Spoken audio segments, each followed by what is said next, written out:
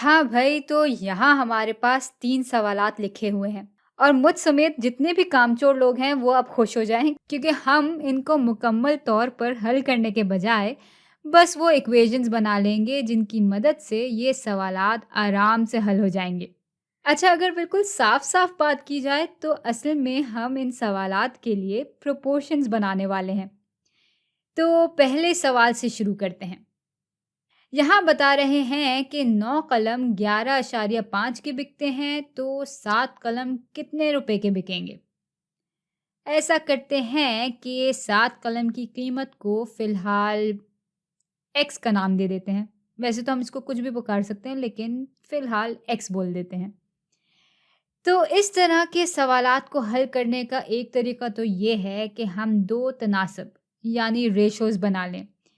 तो हम ये कह सकते हैं कि 9 कलम और उन कलम की कुल कीमत का रेशो होगा 9/11.5 और ये रेशो बराबर होगा उन 7 कलम और उनकी कुल कीमत यानी एक्स के रेशो के। और इन रेशोज़ को भई हम पलट भी सकते हैं। मसलन हम ये भी कह सकते हैं कि कलम की कुल कीमत और कलम की मिकदार का रेशो असल में हो जाएगा 11.5/9 और ये अब बराबर हो जाएगा x/7 के। अच्छा, मज़े की बात पता है क्या है? कि हम रेशियोज़ के बारे में और भी कई तरीकों से सोच सकते हैं। मिसाल के तौर पे हम ये भी कह सकते हैं कि 9 कलम और 7 कलम के बीच का रेशो बराबर होगा 9 कलम की कीमत और 7 कलम की कीमत के बीच के रेशो के। और फिर जैसे हमने इन रेशोज़ को पलटा था, वैसे ही हम इनको भी पलट सकते हैं। यानी ये भी कह सकते हैं कि 7 कलम और 9 कलम के दरमियान का रेशो बराबर होगा 7 कलम की कीमत और 9 कलम की कीमत के दरमियान के रेशो के। और भई अब आप यकीनन ये सोच रहे होंगे कि ये तो इतने सारे रेशोज़ हो गए, किस-किस को हल करें, किस-किस को छोड़ें, करें तो क्या करें?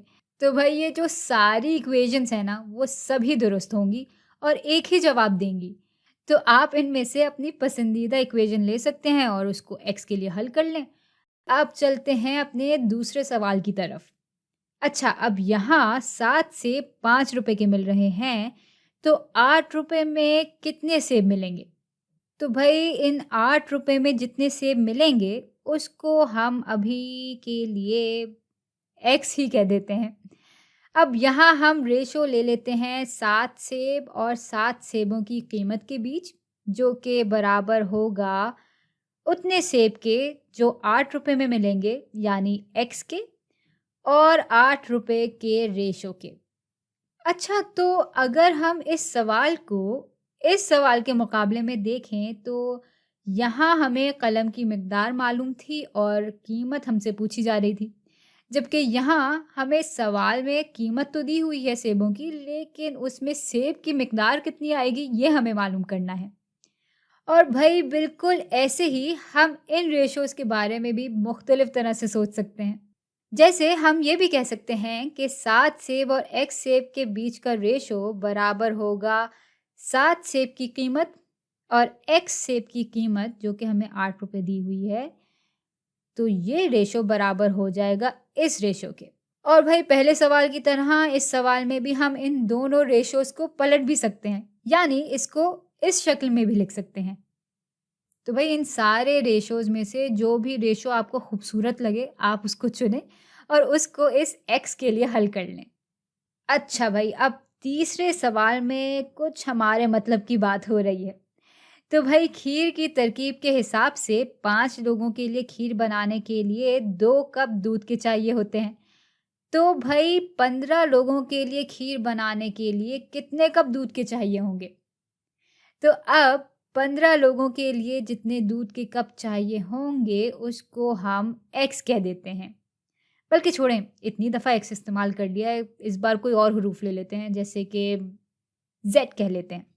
तो अब रेशो हम 5 लोगों और उनके लिए खीर बनाने के लिए हमें 2 कप दूध के चाहिए होते हैं, तो हम 5/2 का रेशो ले लेंगे और ये बराबर हो जाएगा 15 लोगों और उनके लिए दूध की जितनी मिकदार हमें चाहिए होगी, यानी ज़ेड के रेशो के। या हम ये भी कह सकते हैं कि 5 लोगों और 15 लोगों के बीच का रेशो बराबर होगा 5 लोगों के लिए खीर बनाने के लिए जितने कप दूध के चाहिए होंगे उसके, और 15 लोगों के लिए जितने दूध के कप चाहिए होंगे उसके रेशो के। और बिल्कुल पहले की तरह हम ये दोनों रेशोज़ यहाँ भी पलट सकते हैं और इस शक्ल में लिख सकते हैं। और भई पहले की तरह यहाँ पे भी बात वही रहेगी कि जवाब इन सब तरीकों से एक ही आएगा। तो भाई जिस रेशो को हल करने में आपको सबसे ज़्यादा मज़ा आए ना, आप वो इस्तेमाल कीजिए। जवाब की टेंशन मत लीजिए।